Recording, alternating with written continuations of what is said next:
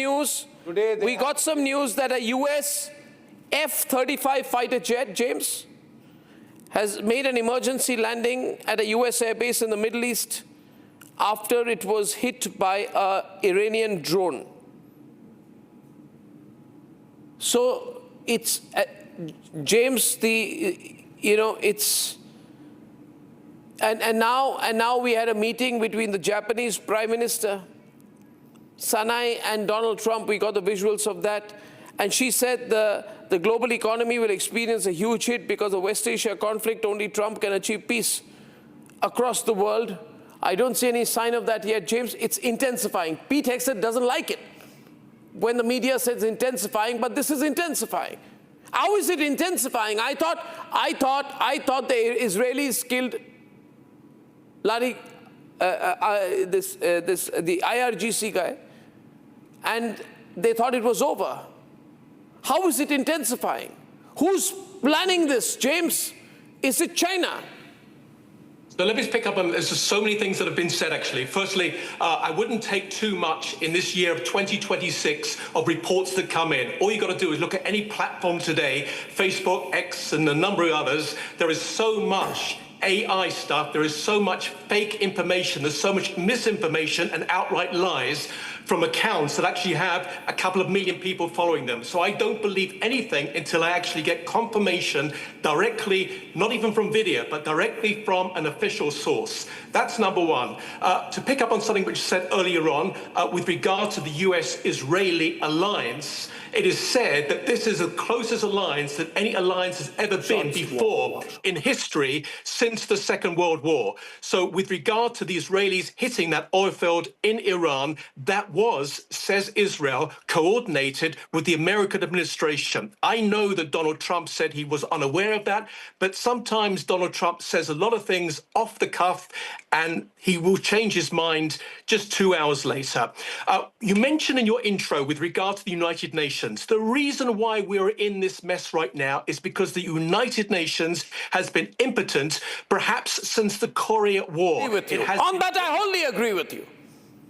Sorry? I said on that, I wholly agree with you.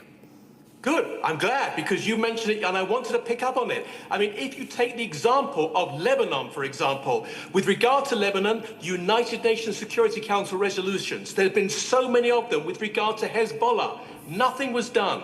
Then they brought in a United Nations peacekeeping force into Lebanon, and yet still Hezbollah were allowed to come down into the south of Lebanon against these resolutions, set up their missile-firing ammunitions and weaponry and rocket launchers to aim at Israel. Nothing was done. Then you had successive Lebanese governments saying, don't worry, we will take care of the problem. We will deal with Hezbollah. We will disarm them, was the latest call, which we said.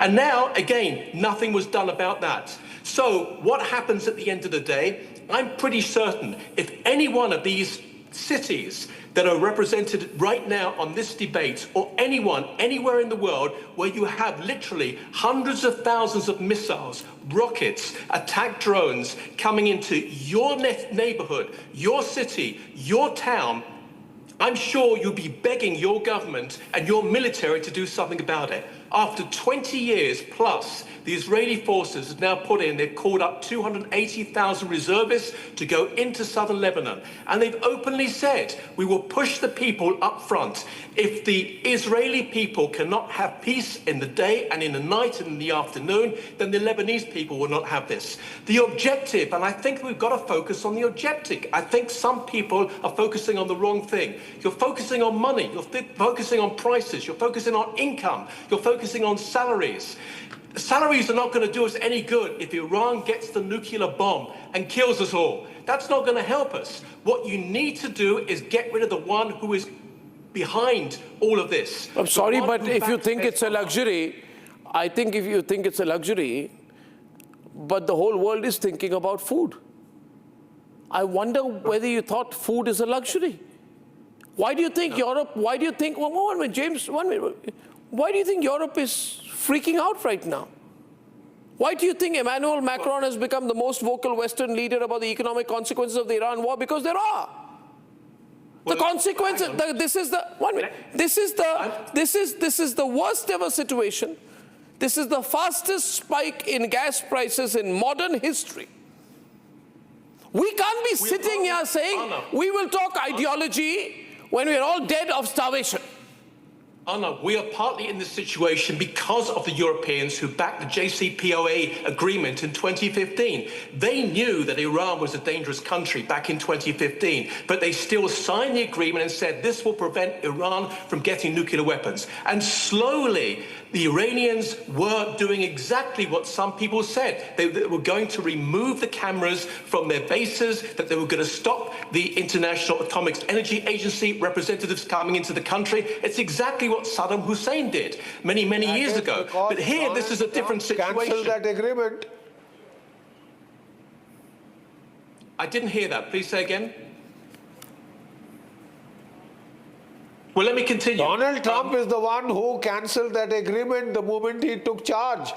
And quite rightly so. What that agreement did, I'm very glad you brought that up. What that agreement did was to give several $billion of money, some of it in cash, to the Iranian regime. And what did the Iranian regime do with it? It gave it out to Hamas, Islamic Jihad, Hezbollah, for them to continue to stock up their missile ammunitions, rocket launchers, ready for a war. You don't do this. The European governments kicked this problem down. They did not want to take responsibility. You've had successive presidents and prime ministers saying these words, and I'm quoting, "We will not allow the Iranians to get a nuclear weapon." And then they just move off and forget all about it. You've got an American president today who actually not just says it, but does something about it. And that's something that we should be proud of. We should shake this man's hand, because Iran with a nuclear weapon, Iran with a nuclear weapon is dangerous for all of us. I've said this several times before. The Iranians even admitted that they've got enough munitions, they've got enough kilograms, 460 of kilograms of 60% of enriched uranium to make 11 bombs. We can't have this. Now, let's go forward. Well, what, they're going to supply the bombs deployed using bullock carts? They don't have the missiles? Did you not see yesterday what was said by the director of intelligence? I'm not quite sure why before the Congress actually look upon this mountain, this I'm hill. saying because I want someone to investigate Trump's connections with ExxonMobil, Chevron, ConocoPhillips, Occidental Petroleum, and Cheniere Energy, and all the defense companies. They are the only ones who are making money. They are making lots of money. They are making lots of money.